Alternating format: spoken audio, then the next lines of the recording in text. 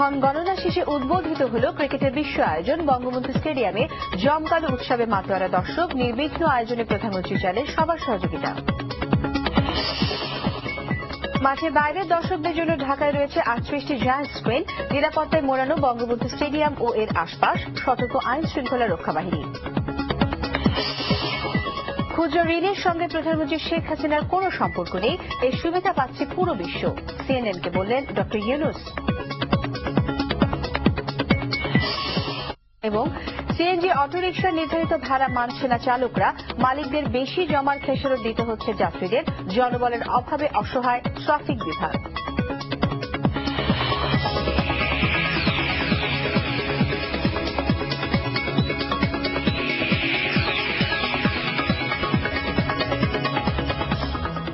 আসসালামু আলাইকুম, স্বাগত জানাচ্ছি আরটিভি সন্ধ্যা সংবাদে। শুনছিলেন মার্কেন্টাইল ব্যাংক সংবাদ শিরোনাম।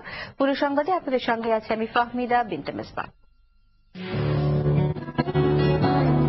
পায়োনিয়ার ইন্স্যুরেন্স কোম্পানি আপনার সম্পদের দুর্ঘটনাজনিত ক্ষতিপূরণে অঙ্গীকারবদ্ধ। সংবাদ শুরু করছি বিশ্বকাপের খবর দিয়ে। শেষ হলো অপেক্ষা, বোধন হলো ক্রিকেটের বিশ্ব আয়োজনের। বিকেল 5টার কিছু পরে বাংলাদেশের প্রধানমন্ত্রী শেখ হাসিনা খুলে দিলেন আইসিসি বিশ্বকাপের 10ম আসরের সকল দুয়ার।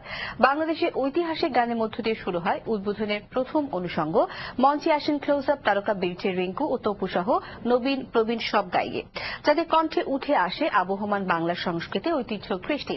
তবে বিশাল মঞ্চে এই ধরনের একক পরিবেশনা অনেকটাই রং হারায় অনুষ্ঠানে। এরপরই আসে ভারত ও শ্রীলঙ্কার আয়োজন, সঙ্গে চোখ ধারিয়ে দেয় বর্ণিল সব ডিসপ্লে। প্রথম পর্বের গানের আয়োজন শেষে মঞ্চে আসেন বাংলাদেশের প্রধানমন্ত্রী শেখ হাসিনা। আহ্বান জানান বিশ্বমানের এই আয়োজন নির্বিঘ্ন করতে দলমত নির্বিশেষে সবার অংশগ্রহণ। বক্তৃতার পরপরই ভিআইপি গ্যালারিতে রাখা ডিজিটাল উদ্বোধন ঘোষণা করেন বিশ্বকাপ ক্রিকেটের। এই সময় প্রধানমন্ত্রীর সঙ্গে আইসিসি সভাপতি শরদ পাওয়ার, বিসিবির সভাপতি সহ অনেক দেশি বিদেশি অতিথি উপস্থিত ছিলেন। শান্তি প্রতীক কবুতরের আকাশে ডানা মেলার পরপরই রিকশায় চড়ে মাঠে আসেন সাকিব, ধোনি, পন্টিং ও আফ্রিদি সহ 14 দলের অধিপতি। সোয়া 2 ঘণ্টারও বেশি সময়ের এই অনুষ্ঠানে আকর্ষণীয় ডিসপ্লে চলছে এখনো। 3 দেশের সংস্কৃতির মিলন মেলায় মঞ্চ মাতাচ্ছেন বিশ্বকাপের থিম সং জিতবে জিতবে এবার জিতবে ক্রিকেটের 3 শিল্পী শঙ্কর, এহসান ও লয়। সঙ্গে দর্শক মাতাচ্ছেন সোনু নিগম, ব্রায়ান অ্যাডামস, রুনা লায়লা, সাবিনা ইয়াসমিনের মতো শিল্পীরা। সুর, আলোর বর্ণিল ছটা ও আতশবাজির আকর্ষণীয় এই অনুষ্ঠানের পর মূল ব্যাট বলের লড়াইটা মাঠে গড়াবে আগামী শনিবার ভারত ও বাংলাদেশের ম্যাচ দিয়ে। দর্শক, কিছুক্ষণ আগে ঢাকার বঙ্গবন্ধু জাতীয় স্টেডিয়ামে শুরু হয়েছে বিশ্বকাপের উদ্বোধনী আয়োজন। সেখানে রয়েছে আমাদের স্পোর্টস রিপোর্টার আফসানা কান্তা। আমরা এখন তার কাছ থেকে জানবো উদ্বোধনী আয়োজনের সবশেষ অবস্থা। কান্তা, হ্যালো। জি, আমরা উদ্বোধনী অনুষ্ঠান দেখলাম, এই মুহূর্তে দর্শকদের জন্য সেখানকার বাড়তি কিছু তথ্য আছে কি? হ্যালো হ্যালো হ্যালো কান্তা, আমরা কিছুক্ষণ আগেই দেখেছি উদ্বোধনী অনুষ্ঠান, তো আমাদের দর্শকদের জন্য কি কোনো বাড়তি আপনার কাছে তথ্য আছে? হ্যালো কান্তা, আপনি আমাকে শুনতে পাচ্ছেন? আপনি আপনার কোশ্চেনটা করুন। হ্যালো কান্তা, শুনতে পাচ্ছেন আপনি আমাকে? হ্যালো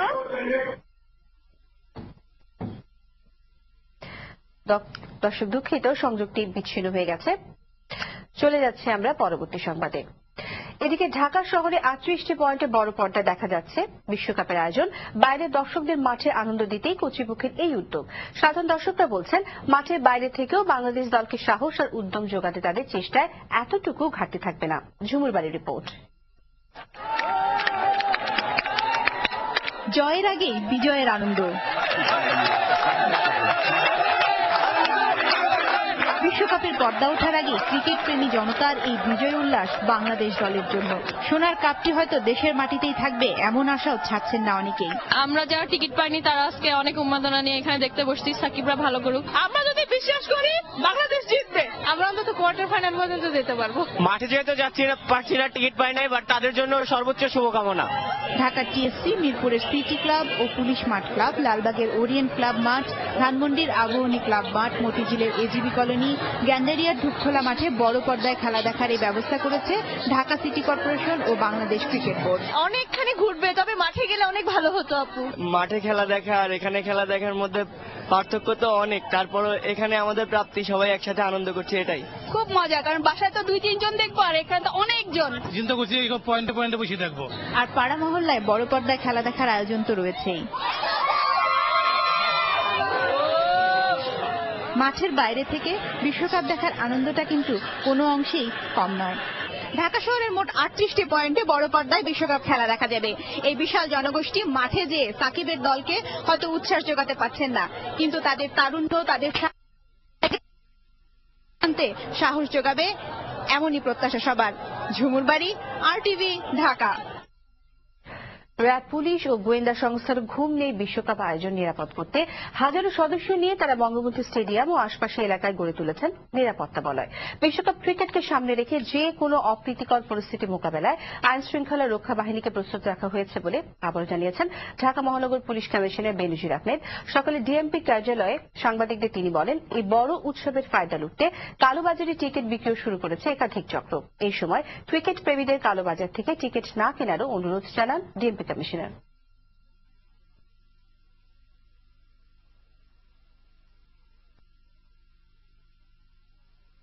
যে কোনো ঝুঁকি মোকাবেলা করার জন্য নাম্বার বলবো না, আমরা বলবো যে পর্যাপ্ত পুলিশ ব্যবস্থা গ্রহণ করা হয়েছে। এখানে পর্যাপ্ত সংখ্যক পুলিশ নিয়োগ করা হয়েছে, পর্যাপ্ত সংখ্যক র্যাব নিয়োগ করা হয়েছে, পর্যাপ্ত সংখ্যক সাদা পোশাকে নিরাপত্তা কর্মী নিয়োগ করা হয়েছে এবং সেনাবাহিনীকে স্ট্যান্ড বাই রাখা হয়েছে। কালোবাজারে প্রচুর ভুয়া টিকিট এবং নকল টিকিট বিক্রি হচ্ছে। আমরা সম্মানিত বাবুবাসীকে অনুরোধ করব, দয়া করে কালোবাজার থেকে কোনো টিকিট কিনবেন না, তাতে করে আপনি নিশ্চিত প্রতারিত হতে পারেন। টিকিট ছাড়া কাউকে স্টেডিয়ামে আসতে বারণ করেছে র্যাব, আর যারা আসবেন তাদেরকে ব্যবহার করতে হবে নির্ধারিত রুট ও গেট। রাতে বঙ্গবন্ধু জাতীয় স্টেডিয়াম গেটে র্যাবের মিডিয়া উইং এর পরিচালক মোহাম্মদ সোহেল সাংবাদিকদের বলেন, বিশ্বকাপ ক্রিকেটকে ঘিরে রাজধানীতে কঠোর নিরাপত্তা বলয় তৈরি করা হয়েছে। বিভিন্ন পয়েন্টে মোতায়েন আছেন আইন শৃঙ্খলা রক্ষা বাহিনীর সদস্যরা। খেলার শেষ দিন পর্যন্ত এই নিরাপত্তা ব্যবস্থা থাকবে। তিনি নিরাপত্তা নিশ্চিতে সবাইকে নিরাপত্তা কর্মীদের সহায়তা করার আহ্বান জানান। ক্ষুদ্র ঋণের সঙ্গে প্রধানমন্ত্রী শেখ হাসিনার ঘনিষ্ঠ কোনো সম্পর্ক নেই। এই ঋণের সুবিধা পাচ্ছে পুরো বিশ্ব। মার্কিন গণমাধ্যম সিএনএনকে দেয়া একান্ত সাক্ষাৎকারে এই দাবি করছেন গ্রামীণ ব্যাংকের প্রতিষ্ঠাতা ডক্টর মোহাম্মদ ইউনূস। ক্ষুদ্র ঋণের কার্যকারিতা, গ্রামীণ ব্যাংকের অর্থ কেলেঙ্কারি ও তার কর্মক্ষমতা নিয়ে বিভিন্ন সময় তোলা প্রশ্নের বিপরীতে সিএনএনকে সাক্ষাৎকার দিলেন ডক্টর ইউনূস। ফুরকানুল আলমের রিপোর্ট। শান্তিতে নোবেল পাওয়া ইউনূসকে মাটিতে নামিয়ে আনেন টম হেইম্যান। ডক্টর ইউনূসের অর্থ কেলেঙ্কারি নিয়ে তার পরিচালিত প্রামাণ্য ছবি নরওয়ের টিভিতে প্রচারের পর বেরিয়ে আসে অনেক অজানা তথ্য। তোলপাড় শুরু হয় দেশে বিদেশে। নিজের দেশে গণমাধ্যম ও সরকারের তোপে পড়েন তিনি, যার সবটাই এখন পর্যন্ত অস্বীকার করে যাচ্ছেন এই নোবেল বিজয়ী। It's a question of explaining to her. She has probably has no close connection with that. All the good things that microcredit has done globally, not just in Bangladesh. গ্রামীণ ব্যাংক প্রতিষ্ঠায় অনিয়মের অভিযোগ নাকচ করে ইউনূস জানান, সেনাশাসক এরশাদের একটি বিশেষ অধ্যাদেশে বাস্তব রূপ পায় তার স্বপ্নের এই প্রতিষ্ঠান। বলেন, ব্যাংকের পরিচালনা পর্ষদে আছেন সরকারের 3 জন প্রতিনিধি। আর গ্রামীণ ব্যাংকের টাকা সরানোর প্রশ্নে জানান, এ বিষয়ে সরকার ও নরওয়ের করা তদন্তে কোনো গরমিল নেই। The accusation is that Grameen Bank, the bank you founded, has illegally diverted funds. Is that true? Absolutely untrue. It has been proven many times. Norwegian government says it's not true. Government of Bangladesh already said it's not true way back in 1998. So these are just the kind of people who want to get to me making it up. এদিকে দেশে অবসরের বয়স 65, অথচ doctor Yunus এখন 70-এ। এই যুক্তিতে কয়েকদিন আগে তাকে গ্রামীণ ব্যাংক থেকে অবসরের পরামর্শ দেন অর্থমন্ত্রী আবুল মাল আব্দুল মুহিত। তাতে রাজি না হয়ে ইউনূস বলেন, কয়েকটি পচা আপেলের জন্য পুরো বিষয়টিকে উড়িয়ে দেওয়া ঠিক হবে না। Use and abuse of the idea and so on. So the microcredit idea became very popular. যে ঋণ কার্যক্রম নিয়ে বিশ্বজুড়ে এত আলোচনা, সেই ঋণে দারিদ্র্য কমেছে এমন প্রমাণ এখনো মেলেনি কোথাও। তবে এর খপ্পরে পড়ে সর্বশান্ত হওয়ার নজির আছে ভুরি ভুরি। অর্থ শোধ করতে না পেরে শুধু বাংলাদেশই নয়, আত্মহত্যা করতে হয়েছে এমন অনেক উদাহরণ রয়েছে পাশের দেশ ভারত সহ অন্য অনেক জায়গাতেই। ফুরকানুল আলম, RTV।